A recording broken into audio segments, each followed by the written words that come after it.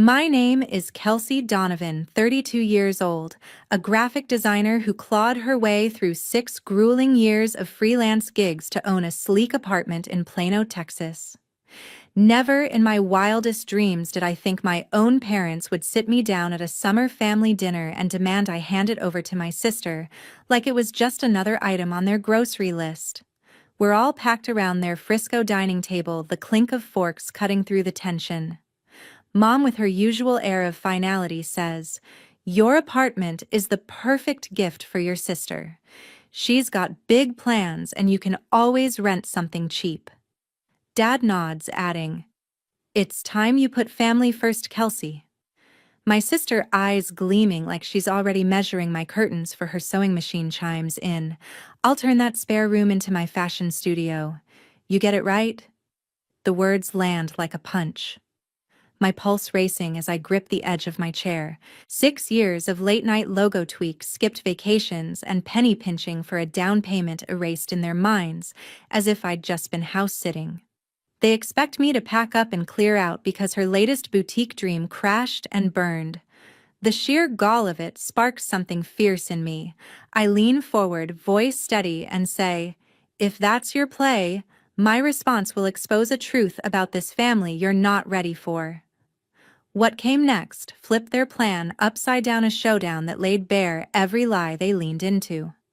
Before I unpack that fight, a tale of betrayal, hard lines, and reclaiming what's mine. Drop in the comments where you're watching from.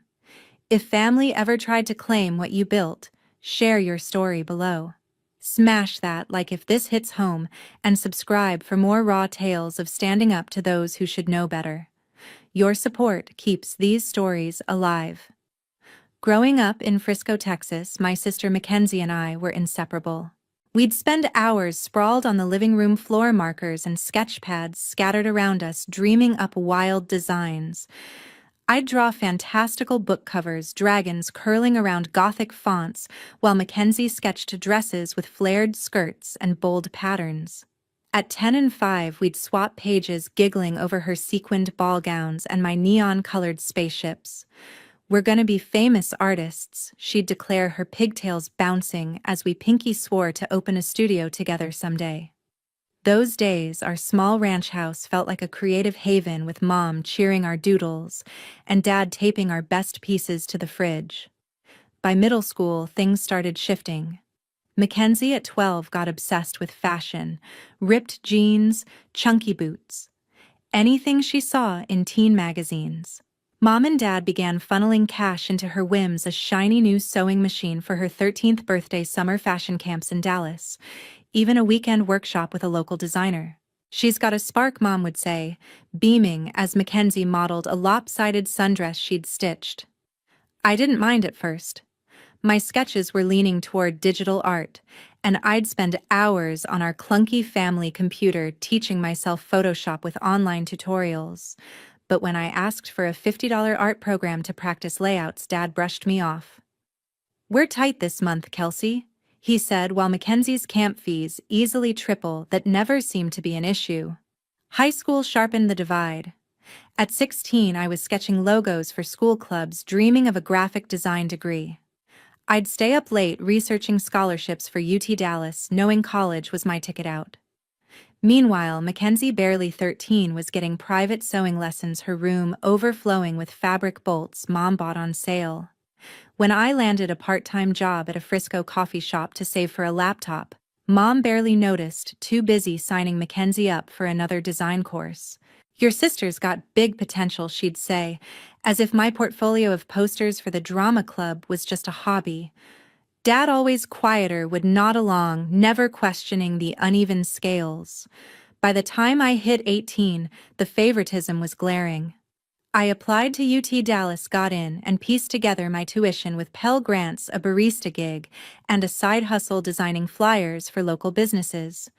Every dollar was a fight. $4 lattes served to cranky customers late nights, formatting menus for mom-and-pop shops, student loans piling up like a bad bet. Mackenzie, though, sailed into a fashion school in Houston, tuition fully covered by our parents. She needs the support to shine, Mom insisted, when I asked why they couldn't chip in for my textbooks.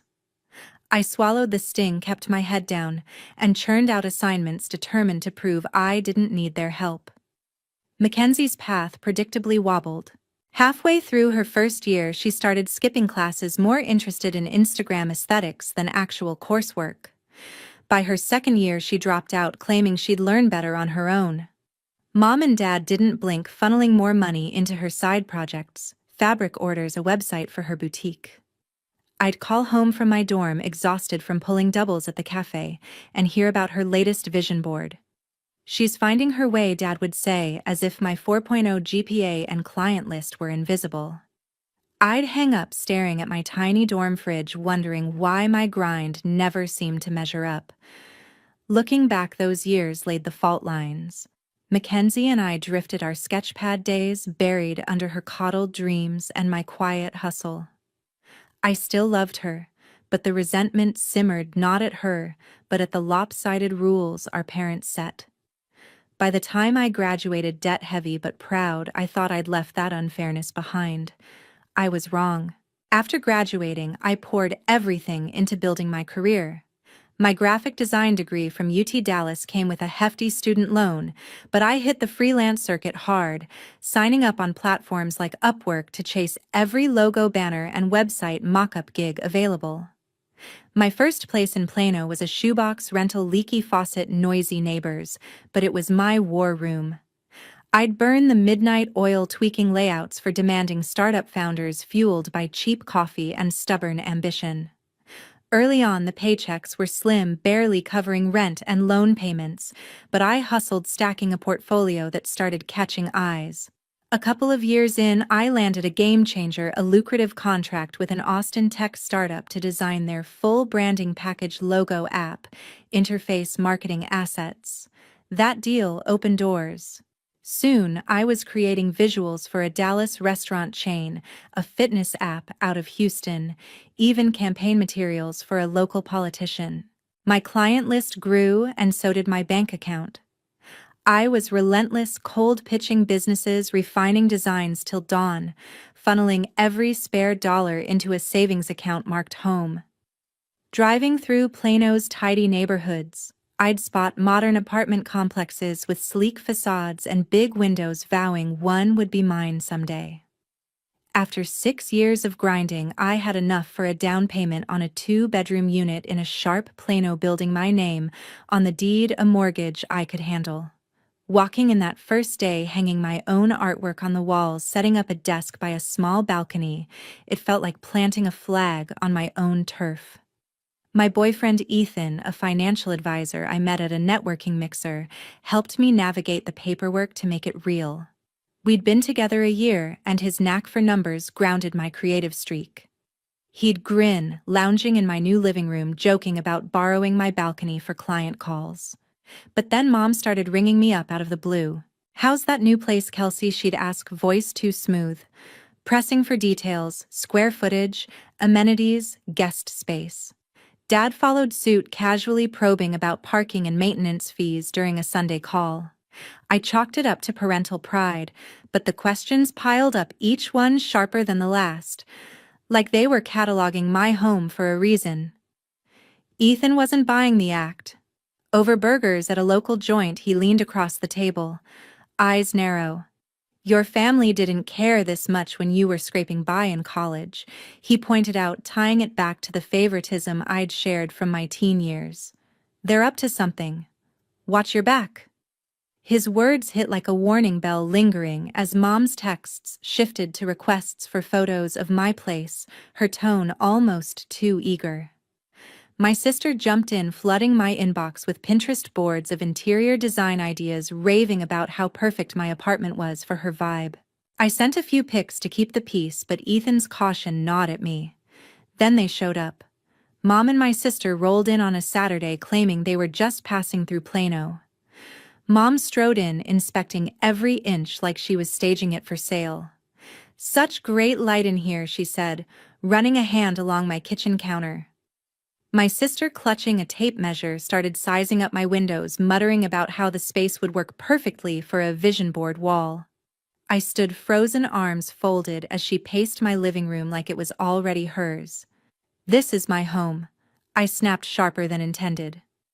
Mom laughed it off, saying, "We're just so proud of you," but her quick glance at my sister felt calculated, like they were reading from the same script. Ethan, dropping by with takeout, caught the vibe and shot me a knowing look, his earlier warning now loud and clear. That visit left me rattled. Mom's probing my sister's brazen, measuring Ethan's gut check. It all screamed trouble. I'd clawed my way to this life designed by design, and now my own family was eyeing my home like it was up for grabs. Whatever they were scheming, I wasn't letting it slide. A week after that evening visit, my parents insisted on a family dinner back in Frisco. I hadn't been to their house in months, too busy settling into my new apartment, but Mom's text was firm. "We need everyone together." I drove over with Ethan, my boyfriend, expecting a routine catch-up, maybe some grilled chicken and small talk. Instead, I walked into a scene that turned my world upside down. The dining room was set like always, same chipped plates, same faded tablecloth from my childhood. Mom bustled around, piling cornbread and green beans onto platters, while Dad carved a roast, his knife scraping the cutting board. My sister lounged at the table, scrolling her phone, barely glancing up as I sat down. Ethan squeezed my hand under the table, sensing the odd vibe. We made it through the first course, swapping light stories about work and Ethan's latest client wins, but the air felt heavy, like everyone was waiting for a cue. Then Mom dropped the hammer. She set her fork down, leaned forward, and said, "Kelsey, we've been thinking. Your apartment would be the perfect family gift for your sister." My jaw tightened, but she kept going, calm, as if discussing the weather. "She's got big plans for her fashion line, and that space is ideal. You're doing fine, you can find another place." Dad nodded, wiping his mouth with a napkin. "It's time you stepped up for family," he said, his tone final, like I'd already agreed. My sister perked up, eyes gleaming. "I'm picturing the spare room as my sewing studio," she said, swiping through her phone to show a sketch of my living room, now cluttered with mannequins and fabric rolls. "It's perfect for my brand reboot." "You're cool with it, right?" I stared at them, my pulse hammering. My apartment, my reward for years of late nights, scrapped vacations, and every design I'd bled for was being handed over like a spare key. Ethan's grip on my hand tightened, but I didn't need his cue to speak. "That's my home," I said, voice low but steady. "I worked for it. It's not up for grabs." Mom's smile faltered, replaced by a sharp edge. "Don't be selfish, Kelsey," she snapped. "Your sister needs this more than you do. You've always been the one who lands on her feet." Dad piled on, his voice gruff. "We raised you to put family first. This is what that looks like." Ethan couldn't stay quiet. "Hold on," he said, leaning in. "Kelsey earned that place. You can't just demand she give it up." Mom's eyes narrowed, cutting him off. "This is family business, Ethan. You're not part of it." The jab hit hard, and I felt my cheeks burn, not just for me, but for him, dismissed like an outsider after a year of being my rock. My sister, oblivious, kept rambling about her vision for my balcony, how it'd be great for product photos. Each word was a spark to my fuse. I pushed my chair back, the scrape loud against the hardwood. "You don't get to decide what's mine," I said, locking eyes with Mom, then Dad, then my sister. "You think this is about family? It's about you taking what I built because it's easier than fixing her mistakes." The room went silent, their faces frozen. Mom's lips pursed. Dad's brow furrowed, my sister's phone finally still. I didn't wait for a comeback. "I'm not moving out," I said, standing. "Not now. Not ever." Ethan stood with me, his hand on my back, and we walked out, the front door clicking shut behind us like a slammed book. Driving back to Plano, my hands gripped the wheel so tight my knuckles whitened. Ethan didn't push me to talk, just sat quietly as I processed the betrayal. They'd given me a short deadline to vacate, as if my life was a lease they could cancel. But that dinner wasn't just a demand, it was a line in the sand. I'd spent years proving I could stand on my own, and no amount of guilt trips or family lectures was going to strip that away. I was done playing their game. The weeks after that dinner felt like a pressure cooker. My phone buzzed relentlessly. Mom's voicemails, Dad's clipped texts, my sister's late-night messages, all hammering the same tune. I was letting the family down. Mom would call during my lunch breaks, her voice syrupy with guilt. "Kelsey, family comes first," she'd say, painting me as the villain for not handing over my apartment. "Your sister's counting on you to step up." Dad's texts were sterner, blunt demands to think about what's right. My sister, meanwhile, sent paragraphs about her fashion dreams, how my spare room was the key to her big break. Each message felt like a jab, twisting the knife of obligation deeper. I tried to keep my head down, focusing on client deadlines, logos for a new Dallas bakery, a website revamp for a Fort Worth gym. But the barrage didn't stop. Mom left a voicemail one evening, her tone sharp. "You're being selfish, Kelsey. We didn't raise you to put yourself above your sister." My sister followed up with a photo of a sewing machine captioned, "This would fit perfectly in your guest room." I'd stare at my phone, jaw tight, fighting the urge to fire back. Ethan, my boyfriend, saw me unraveling. Over coffee at my place, he set his mug down and said, "They're not asking, Kels. They're bullying you." His words cut through the fog, but I still hoped it was just overzealous family loyalty, not something darker. Then came the bombshell. I got a call from Aunt Barbara, Mom's older sister, who'd always been a neutral voice in our family chaos. She and Uncle Gary invited me to their house in Allen for brunch, a rare request. Over pancakes, Barbara leaned in, her voice low. "Your parents are in deep trouble," she said, glancing at Gary for backup. He nodded, stirring his coffee. "They sank a lot into your sister's online boutique," he explained. "It tanked, and now they're drowning in debt."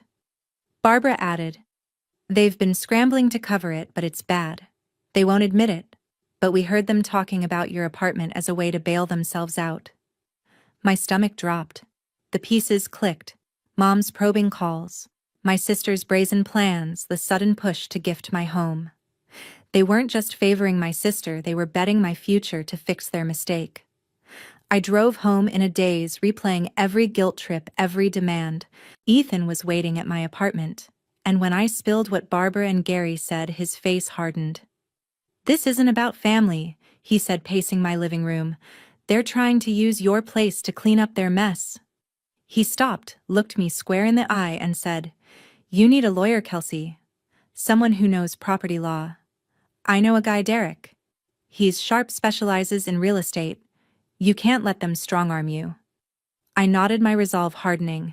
I'd spent years building this life, and I wasn't about to let it be a pawn in their financial gamble.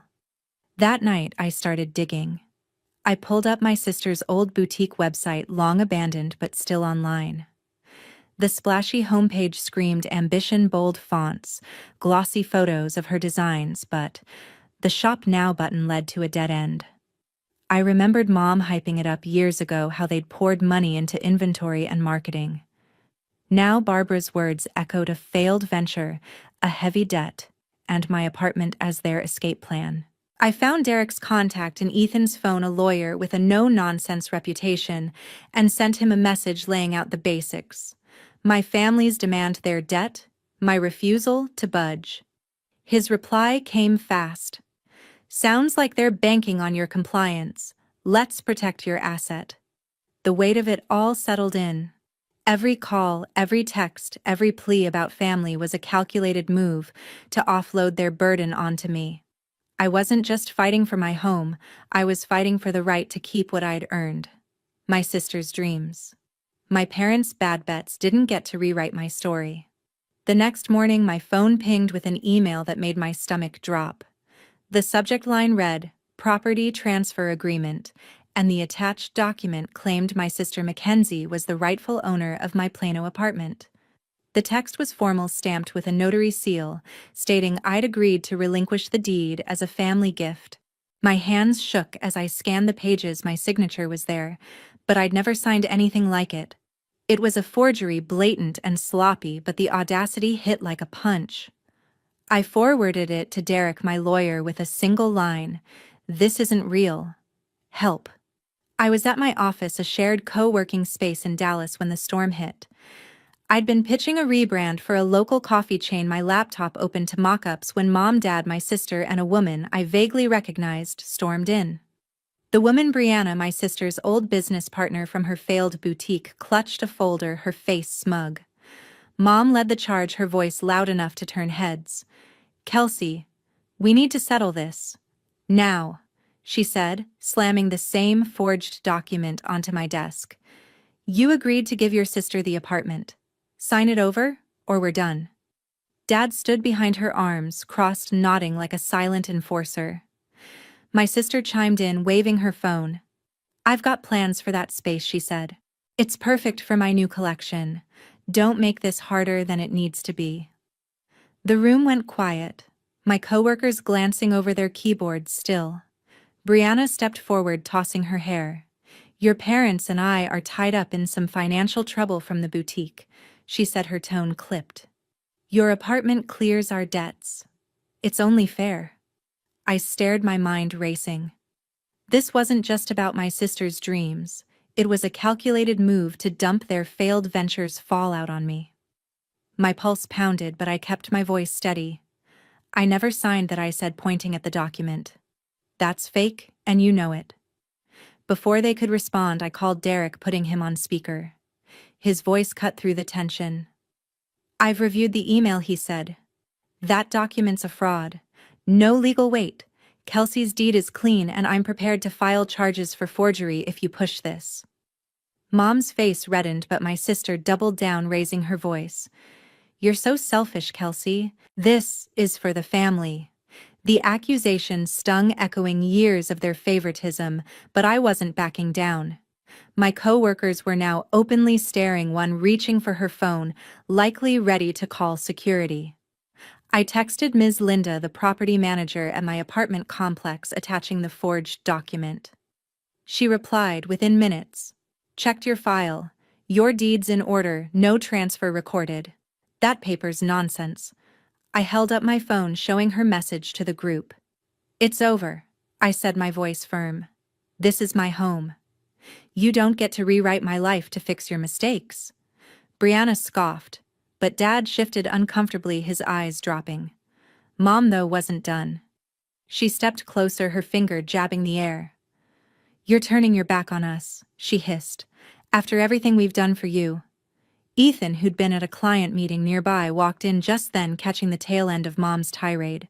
He didn't hesitate. "Enough," he said, his voice calm but cutting. "You're in her workplace making a scene. Leave, or I'm calling the police." My sister rolled her eyes, muttering about outsiders, but Brianna tugged at her arm, sensing the tide turning. Derek's voice crackled through the phone again. "I'm drafting a cease and desist letter," he said. "Any more stunts like this, and you're facing a lawsuit." The threat landed hard.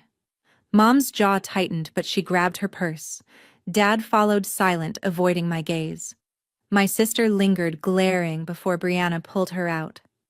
As they left the office, air felt heavy, my coworkers whispering as I sank into my chair. Ethan squeezed my shoulder, his presence steadying me. The forged document, their brazen confrontation, it was their last-ditch effort to bully me into submission. But I'd held my ground, armed with the truth and allies like Derek and Ms. Linda. My home was mine, and I wasn't letting their desperation take it. A few days later, I knew my family was a chapter I had to close. Derek, my lawyer, acted fast. He sent a cease and desist letter to Mom, Dad, my sister, and Brianna, spelling out in no uncertain terms that my apartment was mine, backed by airtight paperwork. He'd cross-checked the deed with the county records, confirming no transfer, no loopholes, no chance for their forged document to stand. The letter warned of legal consequences if they tried another stunt. I didn't get a reply, but the silence spoke volumes. They'd run out of moves. Not long after, I heard through Aunt Barbara that my parents' house in Frisco had gone into foreclosure.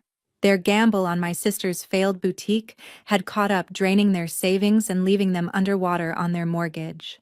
Mackenzie, meanwhile, was back in Frisco living in their guest room after her latest fashion venture fizzled. Barbara mentioned tense fights with my sister, blaming mom and dad for not securing my apartment to bail her out.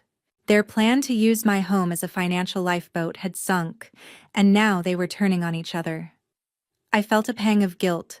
Nobody wants to see their family crumble, but it faded fast. They'd chosen this path, not me. My phone kept buzzing with their calls and texts, mom's voicemails dripping with pleas for family unity, dad's messages gruffly demanding I come to my senses. My sister sent long rants accusing me of abandoning her dreams. I didn't respond. One evening, sitting on my balcony with a glass of wine, I made the call to block them all. Mom, Dad, my sister.